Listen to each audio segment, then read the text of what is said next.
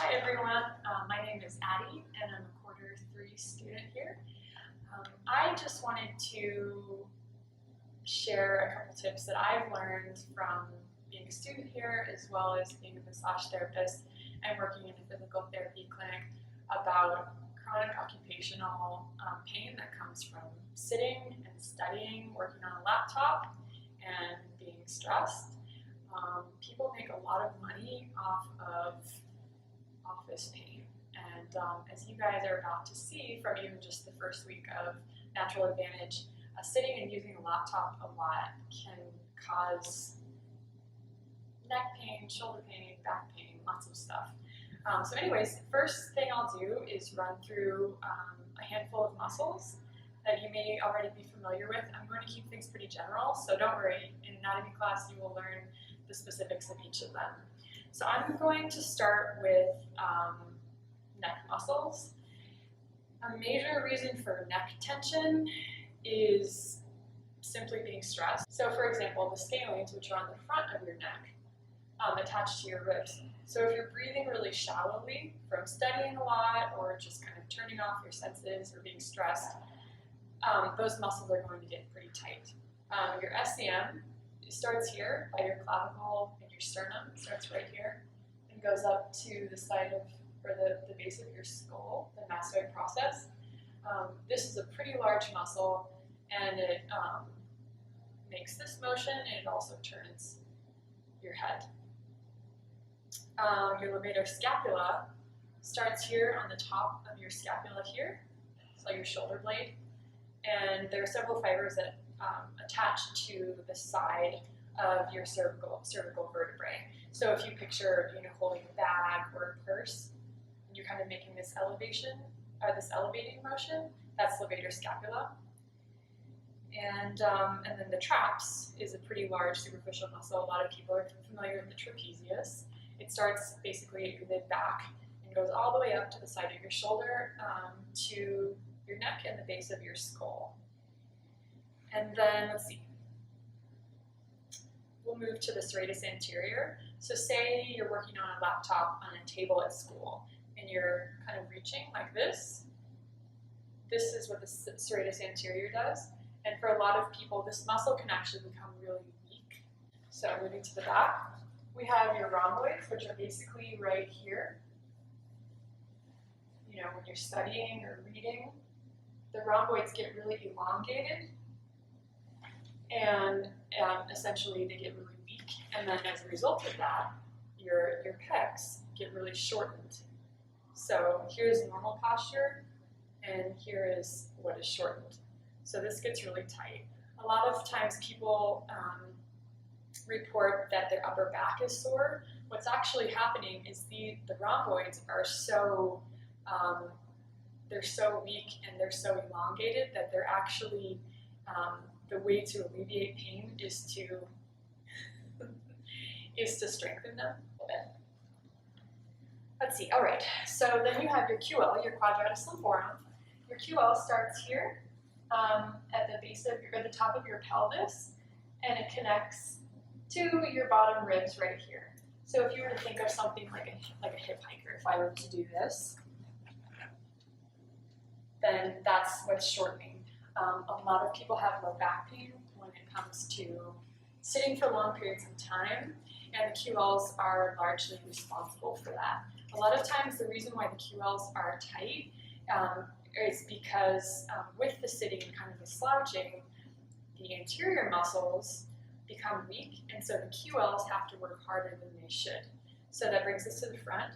So your psoas, which is one of the biggest muscles that we have, attaches to the front of your spine, and it actually goes through to the side of your leg. So if you picture, like what a cyclist uses when they're biking, that's the psoas. And so if the psoas is really weak from doing this, your low back is going to be sore. So just one quick tip is to relieve low back pain, strengthen this a lot of times.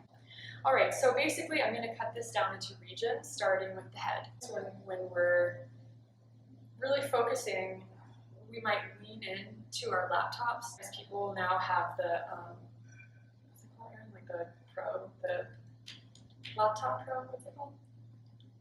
Your thing. iPad Pro. Oh, iPad Pro. Tablet. So a tablet or an iPad Pro, even just a normal laptop. The keyboard is really close to the screen, so I mean, you can look around right now, or look around in 5 minutes. When people are working on their computers, they're doing this. So what happens is, you know, you think about how heavy your head is. When you bring your head out of the center of gravity, so my head here is pretty normal. When you lean it forward towards the screen or towards your keyboard or towards your book, all of a sudden there are muscles that are actually a lot smaller that are having to support a really heavy head. Let's see, so another thing is when you are on your laptop, so say here's the table, and you can look at your laptop right now, the table's here, where's your head? You're probably doing this. So you're leaning forward and you're looking down. These anterior neck muscles that are actually pretty deep become really weak, and as a result, the muscles right here are having to do a lot of work. How many people have neck pain from studying? That's why. So, and then, like I said, eyes. If you find that you're leaning into a screen, quick thing is maybe you might need glasses, you might need reader glasses. Maybe if you're at home, you can have a bigger screen so that you're not always looking at a 13-inch laptop screen. That's just an idea. Let's see, so shoulders. When people are stressed, what do they normally do? They kind of, you know, they'll lean forward, they'll bring their shoulders up. Over time, this creates a lot of problems. Back, like I said, with the QLs, that's a huge thing too. But even just kind of bending over, you will eventually feel it. Your spine will feel it, your vertebrae will feel it. Let's see, and lastly, your hips. Lots of sitting. So just for starters, if you're at home and you have a good station set up, I would say have a Bluetooth keyboard so that your hands are here instead of here. And then prop up your laptop. So ideally, your hands are here, you know, your mouse is over here, your keyboard's here, and then your screen is about right there so that you're not tipping your chin. Let's see. All right, so just a quick few things about prevention. Like I said, a lot of sitting. Some people have a standing desk. There are a couple tall tables in the library. If you're at home, if you happen to have a breakfast bar, you know, kind of set things up so that when you get tired, you can just pick up your laptop or pick up your notes and work somewhere else where you're standing. And then also, as far as laptop stand goes, you guys can totally just go to Amazon and do a general search with maybe the words ergonomic portable laptop stand. The roost is kind of cool because it locks on pretty easily, and so you don't have to worry about your laptop falling. It folds up so you can bring it to school if you want.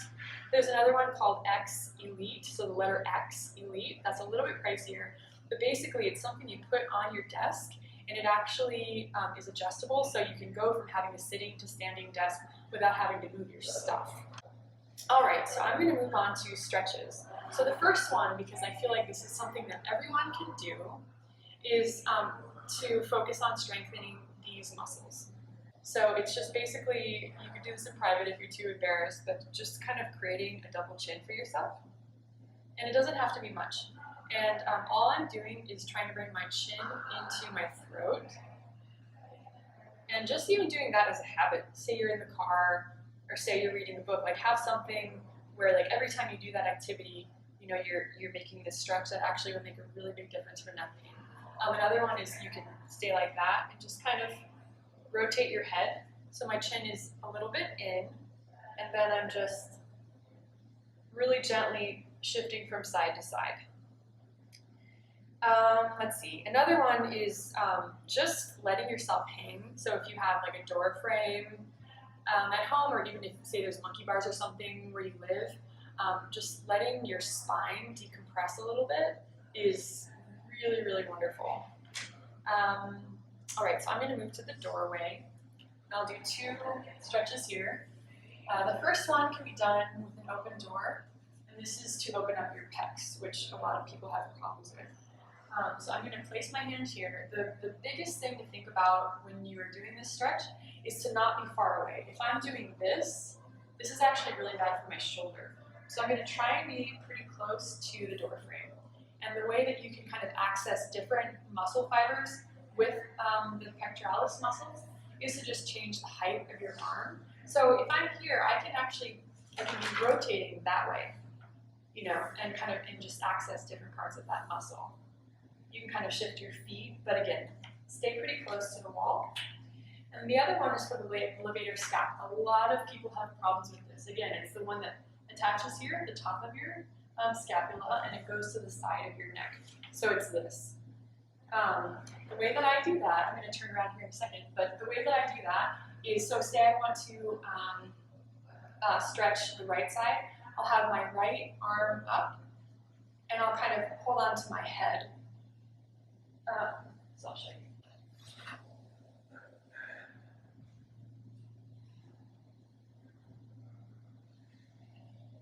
And I get a really good stretch, kind of like right there. All right, so the next one is pigeon, which you guys might know from yoga.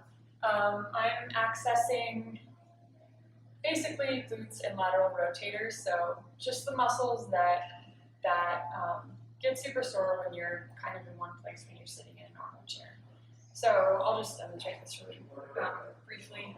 So my left leg is going to be back, and then my right leg is going to be like this. So this is kind of if you want a deeper stretch. If you're a little bit less flexible, just go ahead and bring your leg that way, and you should feel it here. And, you know, you can lean all the way down if you want, and for the hips, I would say you're going to stretch your hips. Do it as long as you can, even longer than what you kind of think would be a good stretch. You can also just do something like, say you want to do a quick stretch. You can just lay down and cross your leg over, hold on to this opposite knee, and just slowly pull that way. You know, just kind of hang out here a little bit. You can also, of course, do this when you're in a chair. So say I'm sitting, just cross your leg over, keep your spine engaged, but just lean forward. Let's see. All right, so, and then again, like I was saying, the psoas it can be weak, but it also can be tight from sitting, especially if you're kind of slumped over. So just doing, you know, a pretty normal lunge. All I'm doing here is just making sure that my knee isn't past my ankle so that I don't hurt my knee. And I'm just leaning forward. I'm going to keep my hips pretty aligned and just lean forward. If you want a little bit more of a stretch, you can kind of do a back bend, or you can lift one or both of your arms. And you should feel it kind of right here. You can also do an inversion, which of course is really great for circulation, and it's good for your immune system as well. And then rhomboids, I'm not going to show it really, but if you go to the gym, having something where you can strengthen your rhomboids on the back is great. But even kind of doing this, just engaging those back muscles so that this is relaxed, that the back is being contracted, that's great. And the last one is breathing. Like I said, it might seem kind of small, but if you go for months or years, in our case, of not breathing well, you're going to build up scar tissue or, you know, constricted fascia. So, you know, picture if your ribs are supposed to expand this much, but you're only breathing this much, eventually you're not going to be able to breathe as fully, even if you try, because there will be fascia that's kind of constricted. So, and then also, if you're going to breathe, think about like how multidimensional your rib cage is and your lungs are, and also think about breathing up through your neck. So when you're taking a breath, it's coming all the way up here, so that your scalenes can have a little bit of extra movement. That's it. Again, my name is Attie O'Brien. If you guys have any questions, you're welcome to contact me. Thanks.